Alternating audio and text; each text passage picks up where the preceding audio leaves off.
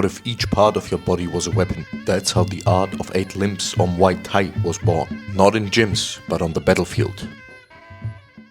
Welcome to Around the World in 80 Fights, my journey to the birthplace of every martial art on earth. I'll train them where they were created and dive deep into the cultures that shaped them. I'm your host, the Georgian Samurai, and you're watching the 21st Century Warriors Odyssey. The Odyssey begins right here in Thailand, on Koh Phangan Island at Pascal Schroth's Martial Arts Academy. This video consists of 6 chapters. Origins, history, martial art to combat sport, promotions, styles of Muay Thai, legends of the sport, and a bonus chapter. Feel free to jump in between chapters, but I recommend sticking around. Together they form one story, from ancient battlefields to today's stadiums. Even though Muay Thai today is a combat sport, it wasn't born in gyms. It was forged in war. Muay Thai evolved from Muay Boran, a battlefield martial art where the body itself became the weapon. Let's look at the origins. Muay Boran didn't get its name until the 13th century, but its origins date back to 7th century Dvaravati Kingdom, today's central Thailand. By the way, the state of Thailand only exists since 1939. Most of the time, the territory was home to different kingdoms and various city-states, rather than a single unified country. That's important because each region had different styles, and King Ram Kam Hai brought them together under the umbrella of Muay Boran. He popularized and wove the martial art into society, arguing it's for the greater good of his people, when in reality he wanted to be ruler of a strong army. He needed this because the neighboring Burmese kingdom was a constant threat. In fact, both countries' rivalry brought out the absolute best in their respective national martial art. But before we come to that, let's take a look at what styles form Muay Boran, or ancient boxing, how it translates directly. There are 4 main styles that split by region. Muay Thai, originating in Uttaradit region, relies on speed, versatility and strong defense. Muay Korat, developed in Nakhon Ratchasima, has powerful wide-angle strikes from long distance and emphasizes strength and blocking, often using a neck hold. Muay Lopburi, from central Thailand, emphasizes speed, agility and clever technical movement. It's known for consistent motion to confuse opponents and land precise strikes. And last but not least, Muay Chaya, from southern Thailand, which prioritizes defensive techniques and close-range combat. It is known for its balanced use of elbows and knees, and it's also the only style that has grappling, locking and even throwing elements and techniques. Would you like a deep dive of the Muay Boran styles in a separate video? Let me know in the comments, because right now we need to speak about the one and only legend of the martial art. Introducing Nai Khanom Thom, the man whose courage lifted Muay Boran into a symbol of Thai resilience, known today as the father of Muay Thai. In the 18th century, he was captured during war with the Burmese. To celebrate their victory, the Burmese king threw a feast. For show, he forced Nai Khanom Thom to fight 10 of his best fighters back to back. And against all odds, Nai Khanom Thom defeated them all. Impressed, the king granted him freedom. Burma, or today's Myanmar, has an even more brutal martial art called Lethwei. It's a bare-knuckle fight allowing headbutts, and the only way to win is by KO, but you gotta do it twice. If you're interested in Lethwei, make sure to give my man Loki Tinlai a follow. He's a Lethwei fighter training in Myanmar, and he's taking you behind the scenes, so check him out. That's why the legend of Nai Khanom Thom is so meaningful, because it demonstrates Thailand's superiority over Burma. In fact, until today, Thailand celebrates March 17th as National Muay Thai Day, honoring its origins. Over time, different kings made their contribution to the popularity of the martial art. King Rama I founded the first martial arts schools. King Rama V championed the martial art by presenting fights at any celebrations, even funerals. All those steps prepared Thailand's native martial art for international success. Fast forward to World War I. Thai soldiers were sent to fight alongside the French. Most of the time was spent sitting in trenches waiting for action. But in the middle of the downtime, something interesting happened. Soldiers from different countries started boxing each other to pass the time. It became a way to beat boredom, to bond, and to figure out whose fighting style really worked best. In fact, this coincidence got the ball rolling. Since World War I, Muay Boran started spreading all around the world and led to the transformation we know today as Muay Thai. Muay Boran was raw, fatal techniques, no gloves and no rounds. The only way to win? By knockout. A true martial art in short. For true globalization, Muay Boran needed a transition into combat sport. And that happened in 1930, after its official codification by King Rama VII. The combat sport that now entered the world stage was called Muay Thai. The new sport was standardized by the example of Western boxing. This meant wearing gloves, fighting in the ring, timing of rounds, and the introduction of a scoring system. But here's the twist. Muay Thai rules in Thailand are different from the rest of the world. Here, in local stadiums, Muay Thai is fought over 5 3-minute rounds. The weight of scoring between rounds is different. For example, rounds 3 and 4 score the highest. Also, there are more legal and tolerated techniques than internationally. In short, it's not very transparent. That's why today's biggest promotions have adjusted the rule set. They're walking a fine line between keeping the traditions alive while pushing the sport into an international future. Comment down below if you'd like a separate video on scoring or the rule set, because now we will look at those promotions that are essential to Muay Thai today.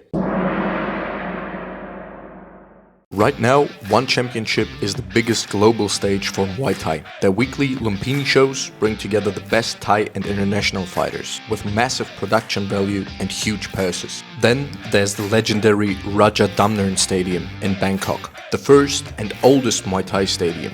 The Rajadamnern World Series has been bringing Muay Thai to global audiences with modern production and streaming.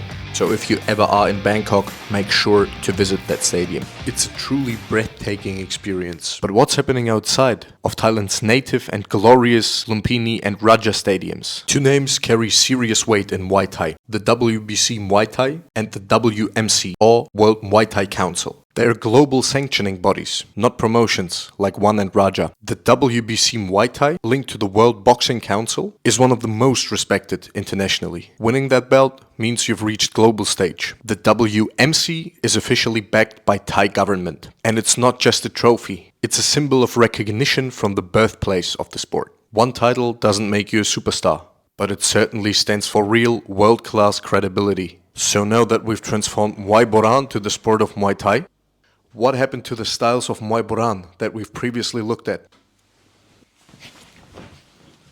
Well, they've also changed. There are 5 main styles defined by the choice of weapons or strategy. Muay Cow, or the knee fighter. Muay Mat, or the puncher fighter. Muay Te, or the kicker. Muay Femur, the strategist. And Muay Buk, the pressure fighter. There's also Muay Sok, translating to elbow fighter, which is the rarest style of them all. To use his main weapons, the knees, a Muay Cow fighter presses his way into clinch control.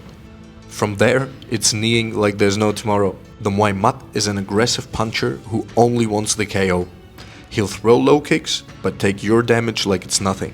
The Muay Te is an expert in timing and precision. With powerful kicks, he inflicts significant damage and scores points with the judges. Muay Femur, the strategic technician, the most intelligent fighter, outmaneuvers his opponents with finesse and dominates them with technical mastery. Like Muay Mat, a Muay Bok fighter is coming forward like a tank. However, he will adjust to his opponent's style, meaning he's more diverse in his weapons. But if you think every Muay Thai fight is just a brawl anyways, let me show you something. The most exciting matchups between the styles are Muay Mat versus Muay Te, for example, Rotang versus Super Leg, or Muay Cow versus Muay Femur, like the legendary fight between Dieselnoy and Samad. Find both fights in the description.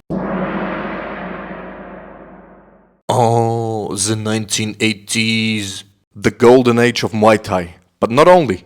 All martial arts exploded in pop culture during that time. We all know Bruce Lee, Jackie Chan, and those old Hollywood martial art films. Especially Jean-Claude Van Damme brought Muay Thai to global audiences. But who were the real fighters who made the sport iconic? Some of them you know already, because I just showed you the fights when explaining the Muay Thai styles. Now, let's give those legends their names and the credit they deserve. The two legends and rivals, Samad and Dieselnoy from the Golden Age. Samad Payakarun, Muay Femur, often called the Muhammad Ali of Muay Thai. His achievements include 4-time Lumpinee champion, Fighter of the Year 1981, and even WBC's Super Bantamweight World Boxing Champion. His main rival and 6'2" giant called the Sky-Piercing Knee was a legendary clinch fighter and Lumpinee lightweight champion, Diesel Noi Chor, the Muay Cow legend who went unbeaten for years. He was even stripped of his titles because no one would fight him, coming to the modern era of Muay Thai, which gifted us the first global superstars, like Sanchai, considered to be the most skillful fighter ever, loved for his one-of-a-kind creative and playful style, respected for being multiple-time Lumpinee champion in several weight classes. And now, arguably the most famous Muay Thai fighter on earth, Buakaw Banchamek, or the White Lotus. Besides records at Lumpinee, his two-time kickboxing world title channeled all international attention towards Muay Thai. In our present age, we have Rod Tang, the Iron Man, the most famous active Muay Thai fighter. He is world champion in Muay Thai with 1 championship and has multiple title defenses. Obviously, there are many more champions. All of them shape the sport with their skill and dedication. And all of them built on a foundation of culture and ancient traditions. Because without its traditions, there would be no Muay Thai. So let's explore the last chapter together. Isn't it funny how we've come full circle? From a lethal martial art used for survival on the battlefields, to the most brutal combat sport on earth. And yet, one that values respect over everything. Respect for the art itself, respect for the coaches, the culture and the traditions. Best demonstrated through the Muay crew. You've already heard this music in connection to Muay Thai. It's called Sarama. Played by oboes, drums and cymbals, it sets a unique atmosphere for each fight, especially because the played rhythms mimic the fight and its pacing. However, before the fight even starts, the Muay Crew Ram Muay, a ritual dance, is performed.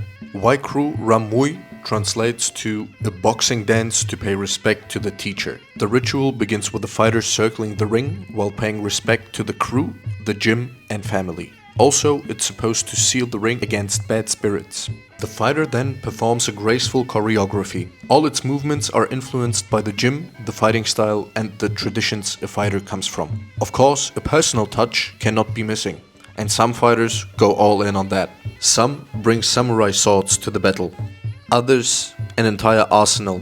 In some, the entire ritual is a profound demonstration of gratitude and respect. It serves as a spiritual and physical preparation, helping the fighter enter a focused, calm state of mind, but also feel out the ring to find uneven or slippery spots. And last but not least, it allows the fighter to showcase their unique style and control to the audience. Why is that important, you ask? Because here comes a fun fact you didn't count on. Even though gambling is prohibited in Thailand, a core tradition in Muay Thai is betting on the fights. That's why it's important to make a strong first impression for the fighters, especially because their own gyms will place bets on their fights. In short, gambling is the motor of the sport, an emotional roller coaster where everybody is involved. A tradition that demonstrates one of the most famous Thai mottos best, Sabai Sabai, or relax and take it easy.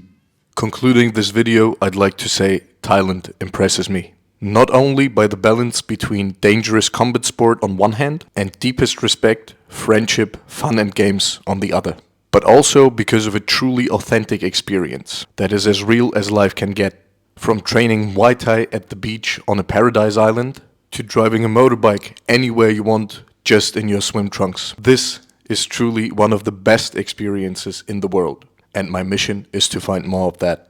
I hope this documentary gave you valuable insights on a new combat sport and culture, or it deepened your existing knowledge. Was it fun to watch? Did I miss an aspect that won't let you sleep at night? Please share your feedback in the comments. I highly value it. If you liked my documentary, please subscribe, share and leave a like. You've been watching the 21st Century Warriors Odyssey by the Georgian Samurai.